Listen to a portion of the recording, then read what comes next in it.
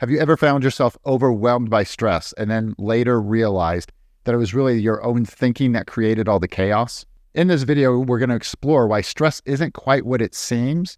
And once we realize that it's a trick of the mind, you'll actually get profound shifts in your experience. Hey guys, if you're new to the channel, my name is Brady, and one of the things I love to do is to shift people's attention around in order to create space for new insights that will transform your life and your experience. Today, I wanted to jump into the idea of stress, and one of the things is that so often we find ourselves in the middle of stress and a stressful situation, and we always think it's an external thing. It's something outside of us, whether it's a person, a place, a circumstance, but we think it's an external thing, where really stress is more of an internal game, and it's a trick of the mind that we just tend to fall for.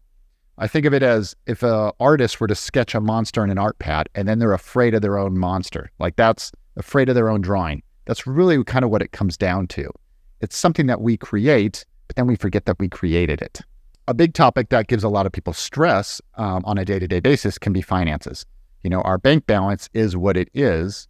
If you're looking at the paper statement, or if you're looking at it on a bank app, it's really just numbers on a page. That's really what it is. But it's our thinking that makes us feel like it's good or it's bad. We've all known people who are multimillionaires and they are super happy. We've also met multimillionaires who are super depressed and they feel like it's the end of the world. I've met people who are dirt poor and they are the happiest people you'll ever meet. And then I've also met people who are poor and they are the most miserable people. So it can't be the external circumstance. It can't be, our self-worth is not our bank statement or the material things that we have, but we apply our thinking to that, and then we feel as if it's real. Like our finances will make us happy, it'll make us sad, but really, in actuality, we're reacting to the thinking about our finances. We're reacting to our thoughts around money. Another example is when you're stuck in traffic. Say you're running late to a meeting in the morning. It's not the cars around you. It's not the traffic on the road that's giving you the stress. It's our perceived outcome of being late, the consequences of being late.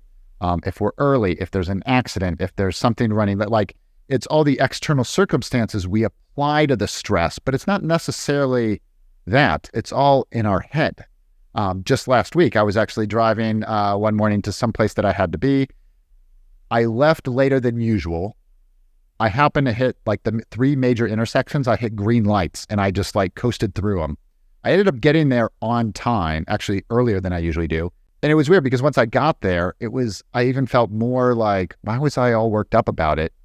Because, it's like we imagine ourselves being late. We imagine the consequences. That's not necessarily where the stress comes from, because those things haven't really happened, because I actually got there earlier than usual. It's our thinking around it that creates this visceral feeling that makes us feel like it's the end of the world, or we got to get there, or what people will think of us if we're late, or those kind of things. But it becomes so real that we forget it's actually rooted in our thoughts. It's actually our thinking that we're feeling, not the circumstances. I mean, I'm not feeling the other cars around me. I'm feeling my thinking of a possibility that hasn't even happened. So once I got there actually before I was supposed to, just by a few minutes, I'm not the most punctual person, but when I got there even a few minutes earlier, I kind of like laughed how like stupid it was to get all worked up. Like, I mean, I was getting tense. I could feel it in my hands, kind of white knuckling the steering wheel. And it was really all for nothing. Another common example is when tensions rise during an argument with a loved one. It's words are flying. It's not so much the words, it's our interpretation of the situation that we're reacting to. We can get heated up and we can get revved up about a certain situation, and it's our interpretation of the situation, not so much the situation itself, because we might not have all the information. In fact, I don't know if you've had the experience where you are going to talk to a loved one or a family member and it's not going to go well. This is really big in like my teenage years when you have to talk to your parents about something, and I've got my side of the story. I've got everything ready to go. And then when you actually have the conversation in real life, like it's easier than you thought it was going to be, and they're not saying what you imagine they would say, So at some point you're kind of like, no, this is not how it's supposed to go. This is like, in your head, you're like, this is easier than I made it a few hours ago. That's not fair. So all these examples are really pointing to the fact that stress is not a tangible thing. It's not a physical thing. You can't fill a suitcase with stress. You can't order a drink and be like, oh, can I get 5 extra ounces of stress added to that? It's not a tangible thing. It's an abstraction. And since it's not a physical thing, it points to the fact that we have to create it in our mind. Now, another aspect of this is I don't think stress is necessarily an enemy. I don't think it's a bad thing. I think it can be a good thing. It can actually motivate us to take action on things. We need the rainy days to appreciate the sunny days. We need the down times to appreciate the up times. We need that contrast. Like if we didn't have the contrast, imagine how boring life would be. If there were no obstacles, if there was no conflict. If you went to see a movie and there was no conflict, it'd be kind of a boring movie. Most hero journey style movies or books have some kind of conflict that they need to overcome. If you watch any movie or book, the best ones, pretty much almost all of them, have some kind of conflict that the character has to overcome to get to. So we need some kind of stresses. It's what gives us that feeling of aliveness. But it doesn't have to be the enemy. Once we kind of see how it works, just like with the magic trick, once you know how it's done, it doesn't really have the power over you. It won't fool you anymore. You kind of know how it works. And as a magician myself, it's kind of a letdown sometimes when you know the methods to some of the tricks. You're like, oh, it's just this. It's not that big of a deal. Another thing that tends to hold people up with stress is this idea of what we're thinking now as we feel stressed is what we're going to be thinking an hour from now, 2 hours from now, later on today, next week.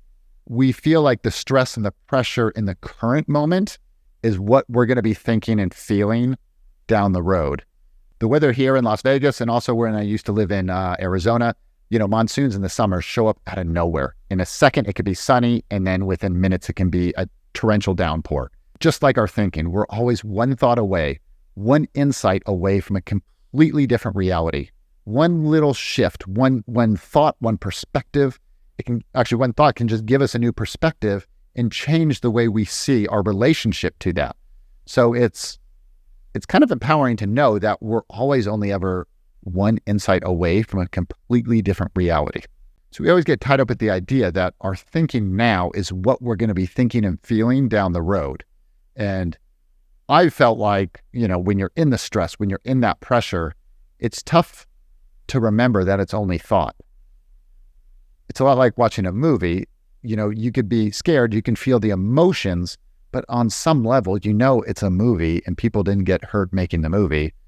And everything's going to be ultimately okay in the end. And when it comes to stress, I'm still trying to figure this out like everybody else. And I'm trying to figure out ways to get back into the flow of things as well, because I feel like stress really just takes you out of that flow state. And it's kind of hard to do it on your own. I think one of the best things to help us is a sense of community. If we have a sense of community, the world would just be a better place. So do your part, click the like button, subscribe, share this with someone who you think might get a good insight from this and might get a good shift and transformation. It's an ongoing thing. I think these videos are just the beginning of a conversation. So I hope you have a great week. I hope you have a very insightful week, and I will see you next Monday.